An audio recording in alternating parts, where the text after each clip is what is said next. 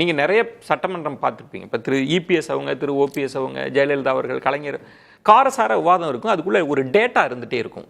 ஏன்னா உறுப்பினர்கள் ஒவ்வொருவரும் கேள்வி வச்சிருக்கிறாங்க, துறை சார்ந்து வச்சிருக்கிறாங்க. அப்போ அதுக்கு நீங்கள் பதில் சொல்கிற போது இவர் பேச்சில் புள்ளி விவரங்கள்ன்றது எதையுமே அவர் கொடுக்கல.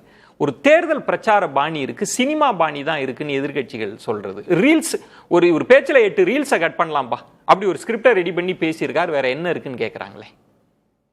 முதல் முறையாக சட்டமன்றத்துடைய ஒட்டுமொத்த விவாதமும் எப்படி நடந்தது அப்படின்றது நேரலையில் மக்களை பார்த்தாங்க. உண்மையிலேயே வரவேற்க வேண்டிய ஒரு விஷயம்.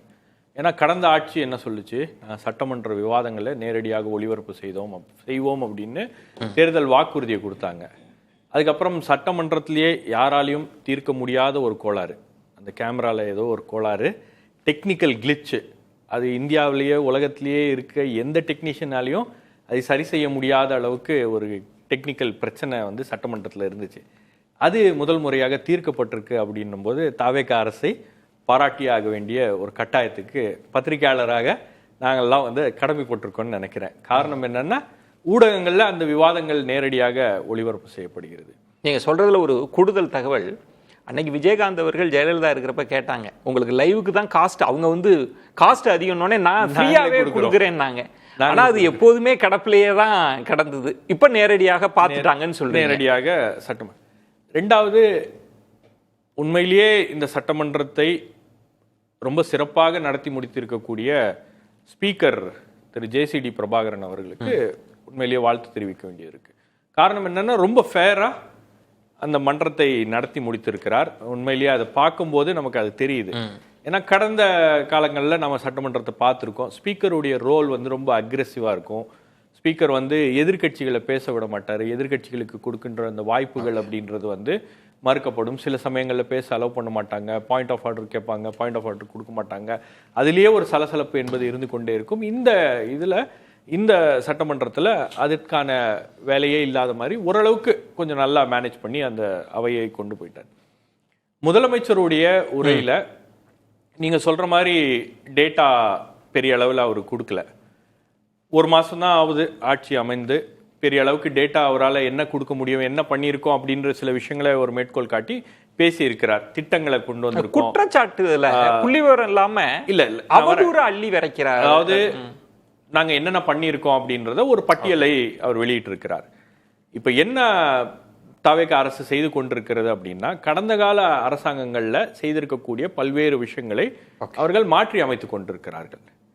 நீங்க ஒரு விஷயத்தை மாற்றும் போது அந்த விஷயம் வந்து எந்த அளவுக்கு பலன் அளிக்குது இல்லை அப்படின்றத பொறுத்து தான் உங்களால வந்து ஒரு டேட்டா எடுத்து நாங்க இதை பண்ணதுனால இவ்வளவு லாபம் அரசுக்கு வந்திருக்கிறது, நாங்க டெண்டர்ஸை வந்து ஆன்லைன்லயே இனிமேல் டெண்டர்ஸ் எல்லாமே ஆன்லைன்ல தான் பண்ணுவோம், எல்லாமே வந்து ஆன்லைன்ல தான் நடக்கும் அப்படின்னும் போது அதுக்கான ஒரு ரிசல்ட்ஸ் அப்படின்றது வந்து உங்களுக்கு ஒரு 3 மாசமோ 6 மாசமோ வரும். அப்ப அந்த ரிசல்ட்ஸை வந்து அடுத்த கூட்டத்தொடர்கள்ல தான் அவர் அந்த டேட்டாவை அவரால்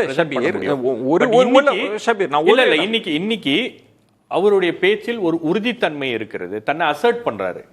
நான் முதலமைச்சராக இந்த மாநிலத்தில் இருக்கிறேன், என்ன வந்து ஒரு வீக் சீஃப் மினிஸ்டர் அப்படின்னு சித்தரிக்கக்கூடிய ஒரு முயற்சிகள் எதிர்கட்சி தரப்புல இருந்து நடத்தப்படுகிறது. தொடர்ந்து இவருக்கு அனுபவம் இல்ல, தாவேகா அரசாங்கத்துக்கு அனுபவம் இல்ல, இங்க இருக்கக்கூடிய அமைச்சர்களுக்கு அனுபவம் இல்லை அப்படின்னு தொடர்ச்சியாக அந்த ஒரு பிம்பத்தை கட்டமைக்கக்கூடிய ஒரு நடவடிக்கை என்பது எதிர்கட்சிகள் அதை செய்து கொண்டிருக்கிறார்கள்.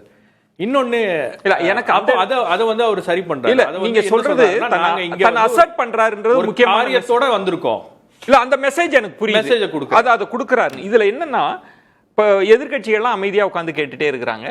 அது தேர்தல் பாணியில போகுது. பல கட்சிகள் அப்படி பேசியிருக்காங்க, வாழ்த்திலாம் பேசுவாங்க. எந்த கட்டம் அது வெடிக்குது அப்படின்னா, டாஸ்மாக் பார்ட்டி ஃபண்டுன்னு வரப்பதான் ஏன் பாயிண்ட் ஆஃப் ஆர்டர் கேட்குறாங்க அப்படின்னா, என்ன ஆதாரத்தை சொல்றீங்க, நீங்க குற்றச்சாட்டு வைக்கிறீங்க.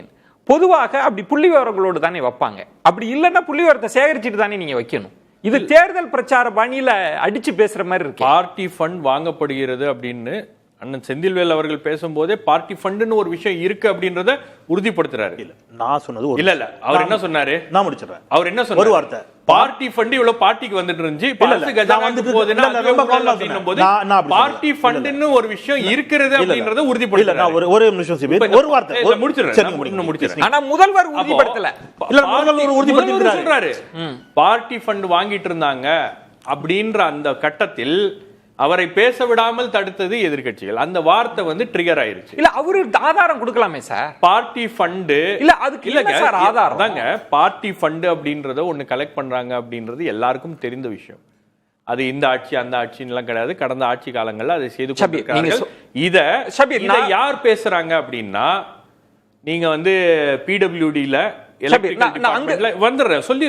ஒரே ஒரு விளக்கம் கொடுத்து இல்ல நான் உங்கள்கிட்ட தான் நான் வரேன். நான் ஒரே ஒரு விளக்கம் மட்டும் கொடுங்க. நீங்க சொல்லுவதெல்லாம் பொதுவெளியில் இருந்ததுதான், ஊடகங்கள் பேசினதெல்லாம், எனக்கு அதுல மாற்று கருத்தே இல்லை.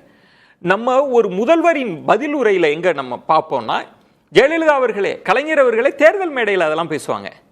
ஆனா நீங்க ஃப்ளோருக்குள்ள பேசுறப்ப அதுக்கு ஆதாரமா சொல்லுவாங்க, இதுதான் ஜீவோ நம்பர், நீங்க இப்படி போயிருக்கு, எங்களுக்கு இந்த ஆதாரம் கிடைச்சிருக்குன்னு சொல்லுவாங்க. ஆனா இது கிட்டத்தட்ட தேர்தல் பிரச்சாரம் மாதிரி தான் இருக்கு. முதல்வர் எந்த தரவுகளும் தரமாட்டாரே. பார்ட்டி ஃபண்ட் வாங்கப்பட்டது அப்படின்றது அமைச்சர்கள் உறுதி செய்திருக்கிறார்கள். கான்ட்ராக்டர்ஸோட இருங்க சொல்றேங்க. பார்ட்டி ஃபண்ட்னா இவ்வளவு காசு கொடுத்திருக்கேன் அப்படின்னு கைப்பட எந்த பார்ட்டிக்கும் எழுதி கொடுக்க மாட்டாங்க. இது எலக்டரல் பாண்ட்ஸ் மாதிரி கூட கிடையாது. ஊழலுக்கு ஒரு பெயர் பார்ட்டி ஃபண்ட். அதுதான் வந்து அவர் குறிப்பிடுறாரு. அப்ப அந்த ஊழலை விசாரிப்பதற்காக நடவடிக்கைகள் மேற்கொள்ளப்படும் அப்படின்னு அவர் உறுதி அளிச்சிருக்காரு. அடுத்த கட்டமாக அந்த நடவடிக்கைகளை எப்படி பண்ண போறாங்க? இப்போ உதாரணத்துக்கு அம்மையார் ஜெயலலிதா ஆட்சி காலத்துல தேர்தல் பிரச்சாரம் போது 2011ஆம் ஆண்டு தேர்தல் பிரச்சாரத்தின் போது லேண்ட் கிராபிங் அப்படின்னு ஒரு பெரிய விஷயத்த பேசிட்டு இருந்தாங்க.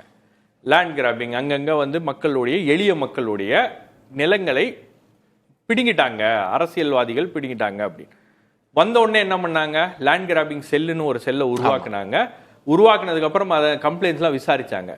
இப்போ அந்த மாதிரி ஒரு நடவடிக்கை தாவேக அரசு எடுத்தால், பார்ட்டி ஃபண்டு உங்ககிட்ட இருந்து வாங்கினாங்களா, மிரட்டி புடுங்கினாங்களா, புகார் கொடுங்க, நாங்கள் நடவடிக்கை எடுக்கிறோம் அப்படின்னு சொன்னா, புகார் கொடுக்க முன் வருபவர்கள் புகார் கொடுத்தாங்கன்னா விசாரித்து நடவடிக்கை எடுக்கப்படும். பாதிக்கப்பட்டவர்கள் கண்டறியப்படணும்ல. இதுல பார்ட்டி ஃபண்ட் எப்படி எல்லாம் வாங்கப்பட்டிருக்கு, அந்த இடத்துல ஒரு வித்தியாசம் நான் இல்ல எப்படி எல்லாம் நீங்க சொன்னது ரொம்ப எக்ஸாக்ட்டான பாயிண்ட். யாரெல்லாம் பார்ட்டி ஃபண்ட்ல பாதிக்கப்பட்டிருக்காங்க நீங்க சொன்னது ரொம்ப எக்ஸாக்ட்டான பாயிண்ட். இந்த நிலம் அபகரிக்கிறாங்கன்றத ஜெயலலிதா அவர்கள் பொதுவெளியில பேசுறாங்க, பிரச்சாரத்துல பேசுறாங்க, வெற்றி பெறாங்க, சபைக்கு வராங்க, நீங்க சொன்ன மாதிரி வந்து புகார் அளிக்கலாம்னு சொல்றாங்க, அந்த டேட்டாவை பேசுறாங்க. ஜெயலலிதா வந்து தேர்தல் பிரச்சாரத்துல பேசினத அவையில பேசல. அவையில பார்ட்டி ஃபண்ட் விசாரிக்கப்படும், நாங்க அதெல்லாம் விசாரிக்கணும்னு முதலமைச்சர் சொல்றாரு. அவர் முடிவுக்கு வந்துட்டாரு, அவர் முடிவா பேசுறாரு. இதனாலதான்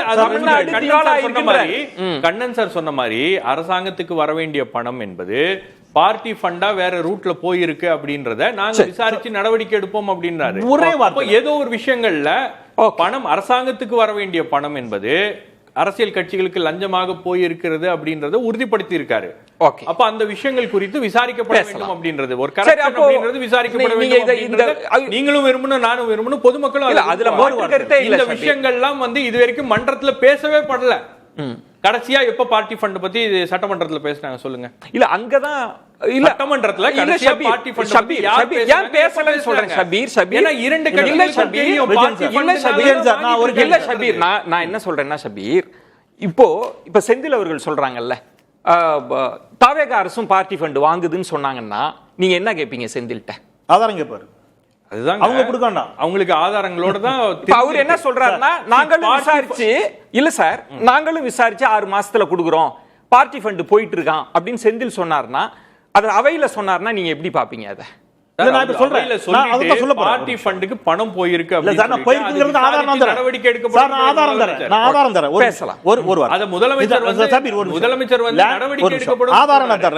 உலகத்திலேயே முதல் முறையாக தாவேக ஆட்சியில ஊரக உள்ளாட்சித்துறை அமைச்சர் புசி ஆனந்த் துறையின் கீழ் 17 லட்சம் ரூபாய் மதிப்பிலான கட்டுமான பணிக்கு காலையில டெண்டர் விடப்பட்டு மாலையிலேயே பணி ஆணை வழங்கப்பட்டது. 6 மணி நேரத்துல உலகத்திலே இதான் முதல் முறைன்னு செய்தி வந்துச்சு. துரிதமா வேலை பாக்குறாங்க. என்ன செந்தில் நீங்க இது அப்படி எடுத்துக்கணும், அப்படி எடுத்துக்கணும். அந்த டெண்டர் என்னாச்சு? அப்படி எடுத்துக்கணும். அந்த டெண்டர் என்னாச்சு? அப்புறம் அதுதான் இப்ப நான் கேக்குறேன். இப்ப அப்படி சொல்லலாம் சபீர், அப்படி சொல்லலாம். அந்த டெண்டர் என்னாச்சு? இப்ப ஒரு வார்த்தை, லேண்ட் கிராபிங்க்னு தனியா ஜெயலலிதா ஒன்னு போட்டாங்கன்னீங்கல்ல, அந்த லேண்ட் கிராபிங்க்கு கீழே கோடநாடு எஸ்டேட்டை மிரட்டி வாங்கியதாக அந்த ஓனர் சொன்னாரே, அது வருமா? சிறுதாவூர் பங்களாவை மிரட்டி வாங்கியதாக கங்கை அமரன் சொன்னாரே, அது வருமா? இல்ல அதுல ஒரு அதெல்லாம் லேண்ட் கிராபிங் கீழ இல்ல. அதுல ஒரு கூடுதல் தகவல் நம்ம பேச வேண்டிய, நம்ம அதுக்குள்ளே போக வேண்டிய, அதுக்குள்ள போக கூடாது. இல்ல அதுக்கு நான் ஒரே ஒரு விஷயம் சொல்றேன். ஜெயலலிதா land grabbing இல்ல செந்தில், நான் அதை விட கூடுதலா சொல்றேன். அப்படி வச்சாங்கல்ல செல் வச்சு, அது வழக்குகள் போச்சு இல்ல, அந்த வழக்கின் முடிவின் தன்மையை பார்த்ததுன்னா எத்தனை வழக்குகள் வந்து ஒண்ணு இல்லன்னு போச்சுன்றதெல்லாம் இருக்கு, நம்ம டேட்டா இருக்கு, நம்ம அதுக்குள்ள போக வேண்டாம்ன்ற. லேண்ட் கிராபிங்னா நீங்க கொடநாடு எஸ்டேட் விட்டுருவீங்க, கங்கைமரன் அழுதாரு அதை விட்டுருவீங்க. இல்ல ஜெயலலிதாவை நீங்க ஊழல் பட்டியல்ல சேர்க்க முடியாது, சேர்க்க கூடாது. ஏன்னா 2017க்கு அப்புறம் தான் லட்சுமி